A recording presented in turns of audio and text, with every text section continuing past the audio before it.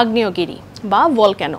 আমরা তো জানি 3 ধরনের ভলক্যানো হচ্ছে, একটি অ্যাক্টিভ, একটি ডরমেন্ট মানে যেটা মাঝে মাঝে লাভা উদ্গীরণ হচ্ছে, আর অপরটি হচ্ছে এক্সটিংক্ট ভলক্যানো মানে যেটা থেকে লাভা উদ্গীরণ হচ্ছেই না, আর অ্যাক্টিভ ভলক্যানো মানে যেখান থেকে হচ্ছে লাভা উদ্গীরণ। কিন্তু জানেন এমন একটি মহাদেশ রয়েছে আমাদের এই বিশ্বে যেখানে কোনো লাভা উদ্গীরণ হচ্ছে না। সেই মহাদেশটির নাম কি? সেটি হচ্ছে অস্ট্রেলিয়া। অস্ট্রেলিয়াতে কিন্তু বিশ্বের বৃহত্তম এক্সটিংক্ট ভলক্যানো সেটা কিন্তু রয়েছে। কিন্তু হ্যাঁ, এক্সটিংক্ট ভলক্যানো মানে যেটা আমি শুরুতে বললাম যে লাভা উদ্গীরণ হচ্ছে না, তো সেই আগ্নেয়গিরিটির নাম হচ্ছে টুইড ভলক্যানো।